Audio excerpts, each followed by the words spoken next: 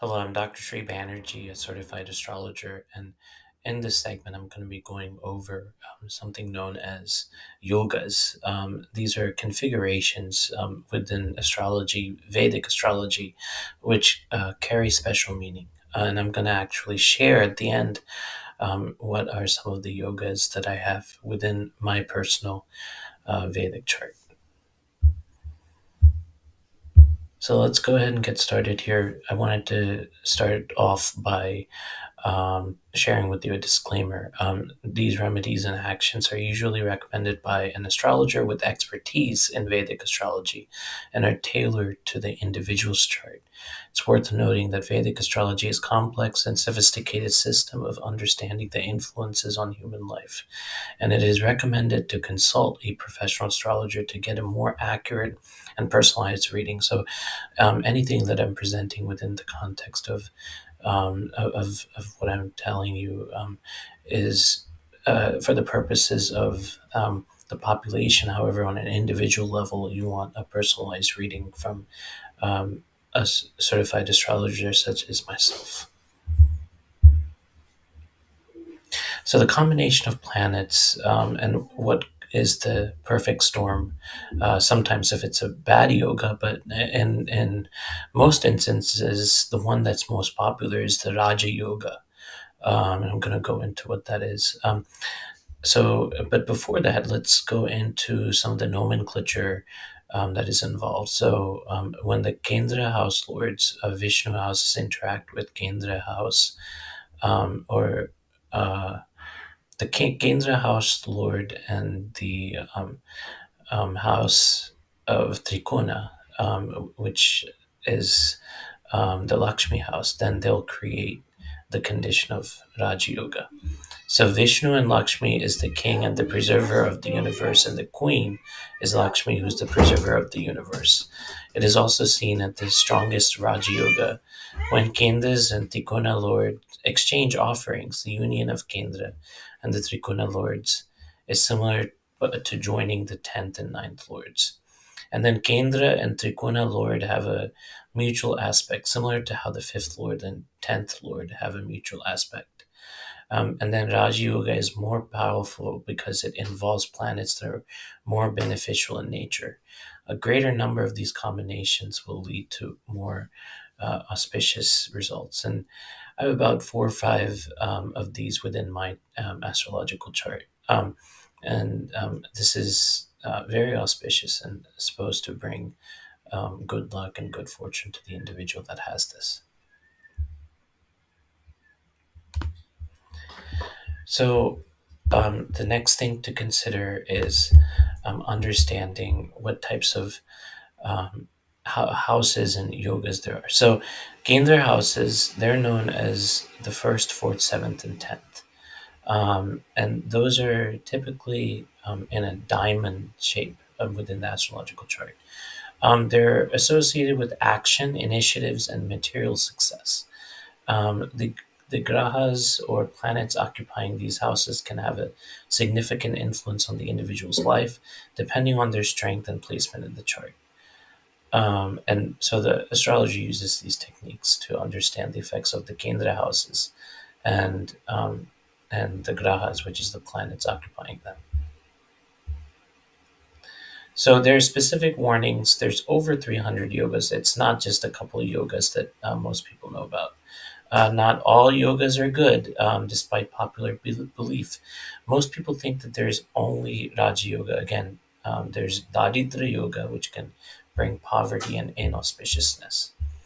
So here's a glance of my astrological chart, at the yogas that are contained within this. I'm going to go over the first three in the next segment, next portion of this. And then there's, I wanted to bring to your attention Chamara, Shankha, Bhedi, all of these Yoga Karka, and then you can see all of these Raja Yogas and successful and high achievements. And here are the different Kendra, Trikona conjunctions and aspects.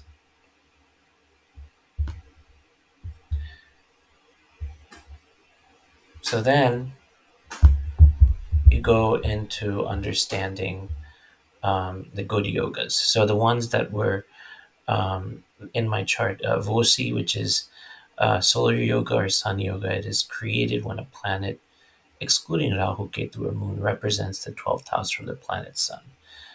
Since this yoga is related to the morning star planet, it dominates the first impression of its natives. So, kind of similar to an ascendant. Um, Gajakeshwari yoga hints that you may have a number of relatives in your lifespan in terms of personality. Uh, you would be someone who is generous and cares about people in his or her vicinity. And the person is destined to accomplish development work as a higher authority, like a magistrate. This yoga, this yoga ensures a lasting reputation even after death. Kedara, this is a chart that has this strongly suggests that they're the people involved in agriculture and earn their livelihood like this. So an expert in agriculture is to the Kedara yoga. Bad yogas, are they there? Yes. Sakata yoga and Vihaga yoga. Sakata yoga, that's the configuration. All planets occupy two adjacent kendras, the first and the seventh houses, and the fourth and the 10th houses, respectively.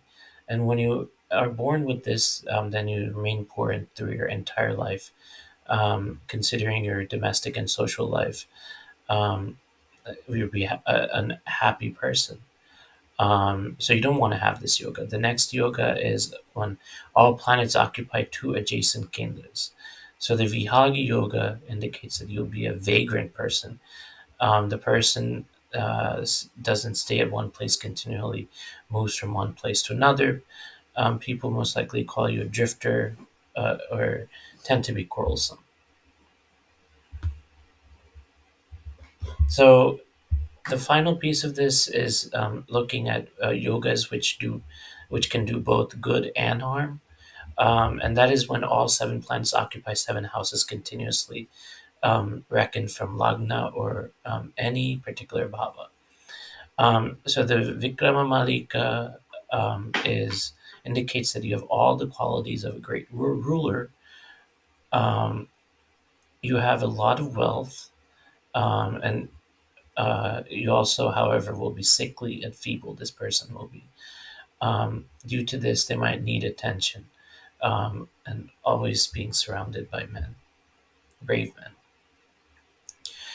And then you have here's the diagram showing all of the Kendra houses 1, 4, 7, 10, Trikona houses, which is the first house, fifth house, and ninth house.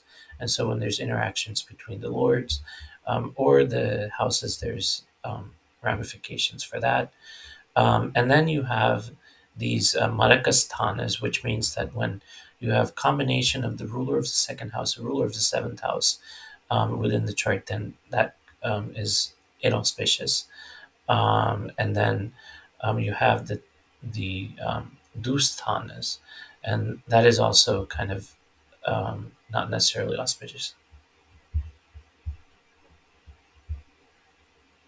So, in conclusion, Raja Yoga is one of the most positive configurations a person can have and brings auspiciousness.